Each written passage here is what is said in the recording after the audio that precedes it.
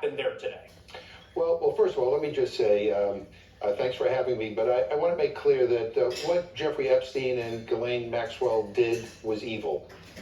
And we need to make sure that we are protecting the victims, that we are demanding justice for the victims, and that we are lifting up their voices. And Donald Trump, for quite a while now, has been going around exaggerating and exploiting this case and making a big deal of it. He wins the presidency, the Republicans control both chambers, and all of a sudden we're told forget about it. And what we did in the Rules Committee was we forced votes to bring to the floor the bipartisan Tom Massey roll counter bill, so we could have an up or down vote on whether or not to require the Justice Department to release the files. Republicans continue to vote against bringing them to the floor in the Rules Committee. They got a lot of pushback from their constituents.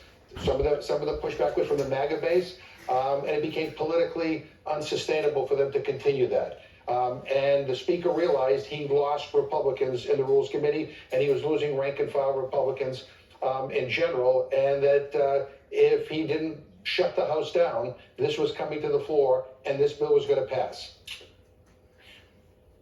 So my understanding is that the pressure was strong enough even on the Rules Committee, which is the sort of arguably the most important committee in the House. Everything has to go through there. That they were going to lose a vote in the Rules Committee. You think, unless he just said we're done?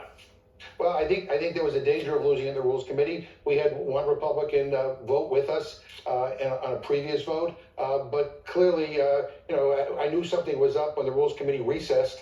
And we weren't sure when we were going to come back. Bottom line was the Republicans on the Rules Committee were telling the Speaker that we don't want to have to continue to vote to cover this up. Our constituents wanted full transparency, and we can't explain our vote on basically covering up the release of the Epstein files. To be clear, basically saying we're going to just put the kibosh on the Rules Committee means nothing can move, which means they're going to give up 3 days of a legislative session, which, doesn't sound like much, except when you imagine that when you have unified control of the White House and both houses of Congress, that's a zero-sum kind of situation. You only get that every once in a while. So they're willing to just give up a few of those days, not get anything done, because they just don't want this vote that badly. Well, that's correct. I've never seen anything like this in all my years as a member of Congress and as a staffer. I've never seen this kind of dysfunction.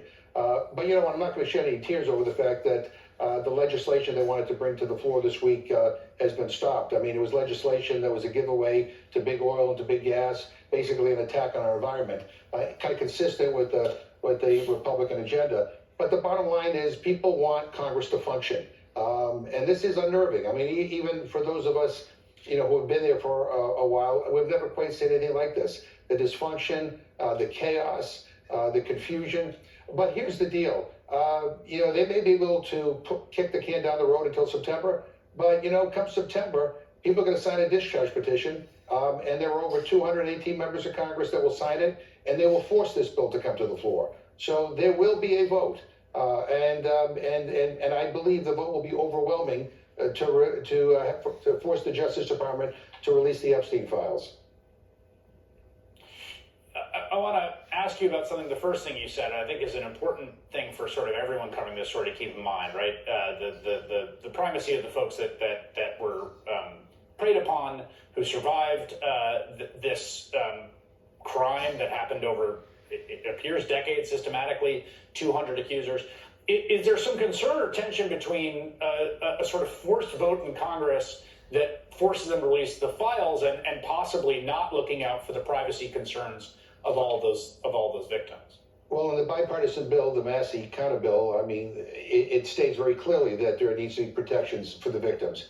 And I'm listening to your previous segment about the fact that the administration's eager to talk to Ghislaine Maxwell, who's the abuser.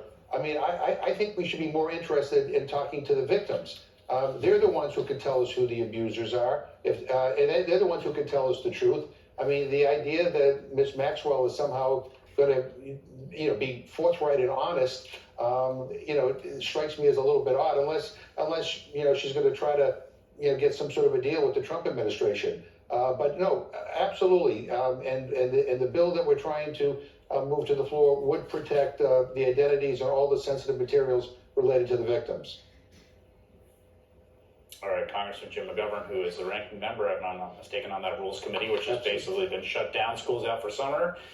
Enjoy your August vacation, I guess. We'll see in the fall maybe sooner, still to come.